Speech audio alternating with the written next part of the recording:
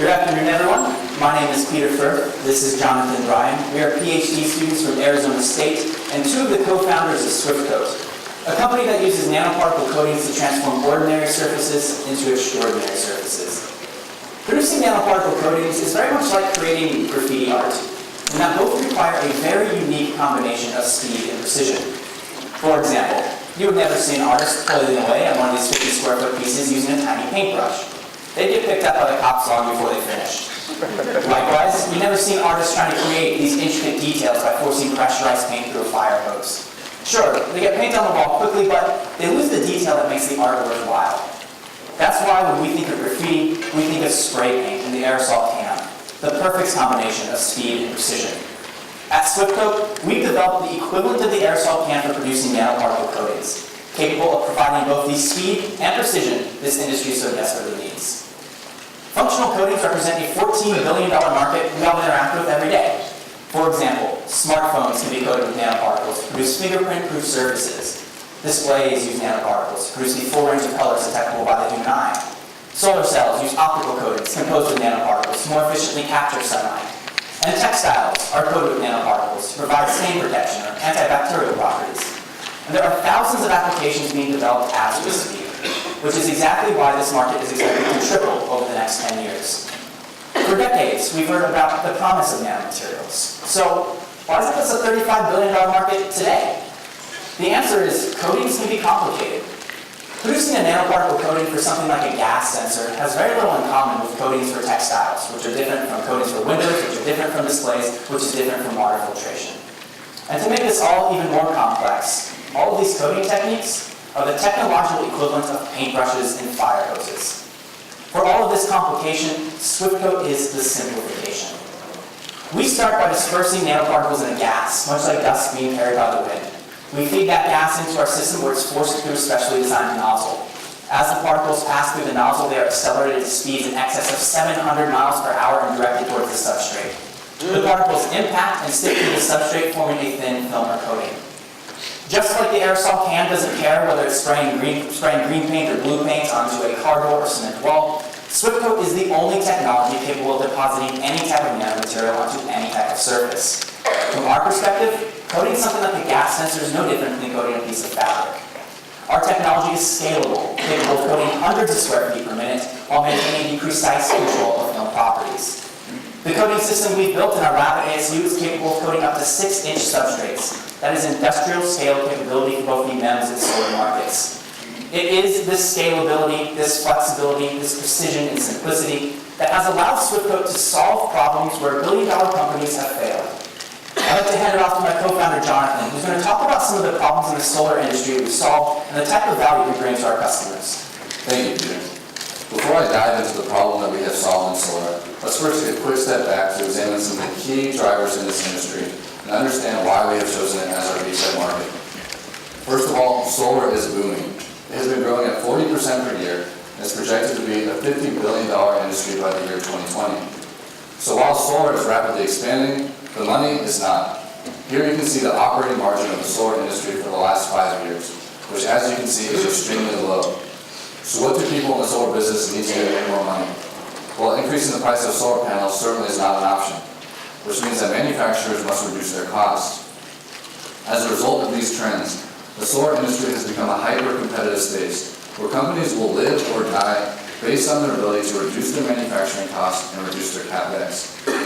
This shift towards lower-cost manufacturing is already happening, as many companies are switching to silicon heterojunction solar cells.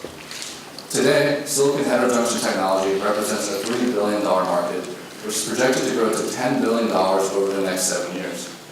This transition is being pioneered by Tesla and Panasonic, who are partnering together to manufacture 200 million silicon heterojunction solar cells per year in Buffalo, New York. So although this is the most efficient silicon technology in the market today, there is still considerable room for cost reductions. 21% of the manufacturing costs and 20% of the capex come from just two components of the cell, the ITO and the silver on the rear surface. At SwiftCoat, we have developed proprietary technology that replaces these two costly components with silicon nanoparticles and aluminum. This new structure reduces the manufacturing cost by 10% and reduces the capex by 16%, which for Tesla and Panasonic translates to $40 million in annual savings. And this isn't just some pie-in-the-sky technology either. SwiftCoat has already used this tech to help produce the world record efficiency silicon perovskite tandem solar cell. Wow, that's really cool. But can this different technology be used for anything else? The answer is yes. In fact, over the last 4 years, our research group at ASU has been awarded nearly $3 million in federal funding for projects ranging from displays to windows, water filtration, and of course solar. At SwiftCoat, we see this funding as an equity-free method of financing our research and development. We were awarded this funding because we do what our competition cannot. In order to be successful in this space, you need to be able to tick 3 boxes. First, for these types of products, they're being produced at rates of hundreds of millions of square feet per year. If your technology can't coat large areas and coat it quickly, you're irrelevant. Second, you need to be able to work with a lot of different types of nanomaterials.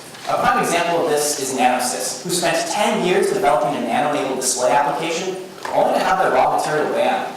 Guess it's back to the drawing board for them. Finally, you need to be able to coat any type of surface. The material science in this industry is changing so quickly that if you don't have the flexibility to keep up, your company's going to get left behind. Because SwiftCoat has ticked all 3 boxes, we have been awarded nearly $80,000 in funding through competitions just like this. We're using this funding to transition the technology out of the lab and into industry. We have executed an exclusive license agreement with the university for the IP that this funding has produced. Our license agreement has no field of use or geographical limitations, and we can tack on any additional IP we develop in our lab under the same terms. For this license, ASU received a 6% equity stake in our company, which is non-dilutable up to $1 million in funding, and they take a 2 to 4% royalty calculated on our gross margin.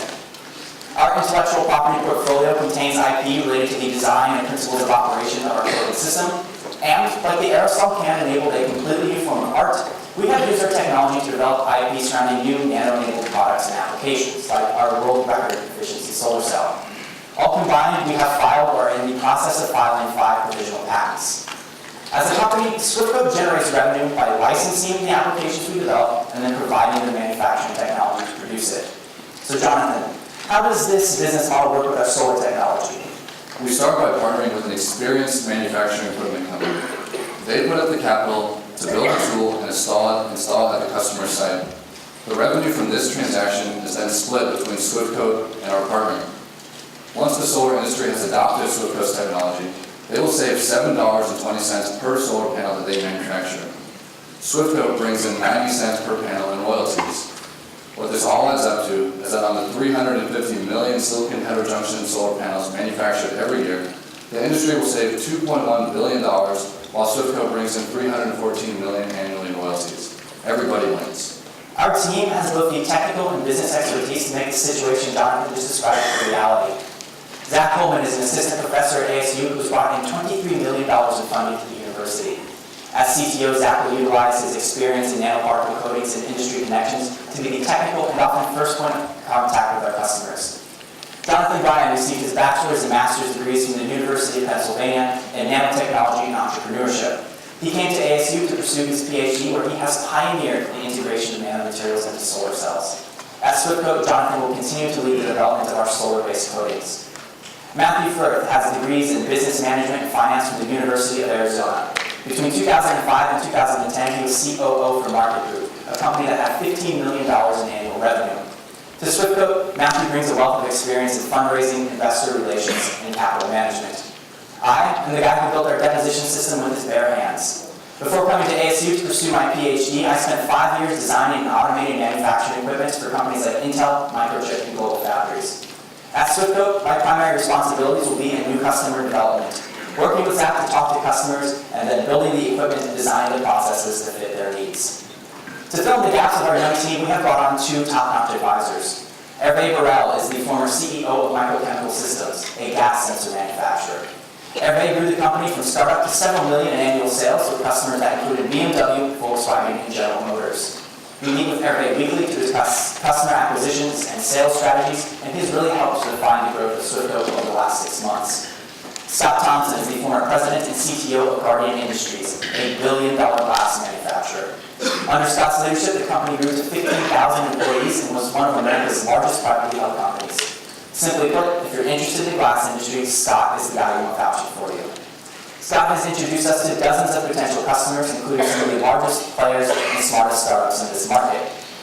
When SwiftCoat was selected as a competitor for the Rice Business Plan competition, this team got to work making phone calls and knocking on doors to find our first paying customer.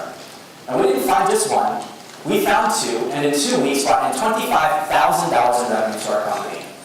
Our first two customers include Cardinal Glass, a billion-dollar glass manufacturer, and Indiotech, one of the leading suppliers of solar manufacturing equipment. To get to $1 million license agreement with companies like Cardinal and Indiotech, we start with a proof of concept study. For this type of work, SwiftCoat charges between $10,000 and $50,000 and provides our customers with small-scale samples for their evaluation. A successful proof of concept study leads to a larger, more lucrative development agreement, which in turn leads to those $1 million license agreements and equipment sales. The next 18 months are critical for SwiftCoat, so let's take a look at what we have coming in. The contracts with Cardinal and Indiotech are worth at least $25,000 for our company. Based on the technical specifications of the project and our interactions with these customers thus far, we expect they will extend beyond the initial commitment. We're also currently in negotiations with 3 additional companies in the glass and sensor space. All combined, for 2017, we're projecting between $75,000 and $100,000 in revenue. For 2018, we have 2 letters of intent for larger projects. The first comes from the Home and Research Group at ASU, the lab where SwiftCoat was born. From the $2.2 million ARPA grant we are awarded, it is allocated money to build a larger nanoparticle deposition machine. SwiftCoat will be the company that designs and builds that system. The second contract comes from Indiotech, the solar equipment manufacturer. They were so impressed with the first round of data that we sent them, they've asked to negotiate a larger deal. All combined, over the next 18 months, SwiftCoat can bring in nearly $400,000 in revenue. Not bad for 4 guys working out of a 300 square foot lab. So Jonathan, how do we go from $400,000 in revenue to $20 million in revenue? We're capable of bootstrapping our way through the rest of 2017. We already have the agreements in place with ASU to continue using their facilities and equipment to meet the obligations of our current contracts. In 2018, you can see our revenue increases a bit. This is due to the 2 major projects that we have in place with ASU and Indiotech. In years 3, 4, and 5, you can see that our revenue starts to skyrocket. This is when we anticipate that the products we are licensing will start being manufactured on a large scale. We already have the customers in place. We have taken the technology 95% of the way there. We just need the capital to take that next step towards commercialization, which is why today we are seeking $750,000 in funding. This funding will be used for 3 tasks. First, to build a larger deposition system and provide the infrastructure and equipment needed to support it. Second, we're going to continue to expand our IP portfolio. And third, we're going to bring on additional employees to continue meeting the needs of our paying customers. So finally, what about our exit? Our goal is to be acquired by a large company such as Dow Chemical, 3M, or possibly even our first customer, Cardinal Glass. This is a similar approach taken to companies such as Synos and Savaya. Like SwiftCoat, these companies develop large area, high deposition rate processes, and with minimal sales, we're able to hit 8- and 9-figure exits. At SwiftCoat, we have put in our sweat, we have put in our blood, and in the case of Peter, our full head of hair. To be honest, after these last 2 days, I think I'm thinning a little bit myself to get to this point. So now I'm going to pass things back off to Peter for some final remarks. Today, when you're deciding where to invest your money, we'd like to ask you to put your confidence in SwiftCoat. Put your confidence in the technology that has been awarded nearly $3 million in federal funding. Put your confidence in the engineers that produced a world record efficiency solar cell. And put your confidence in the team that in just 2 weeks signed a $1 billion customer and got $25,000 in revenue. The SwiftCoat team is very excited about the future of our company, and we know with the right partners we can free this industry from the restrictions of paintbrushes and fire hoses and become a key fixture in this $14 billion market. Thank you.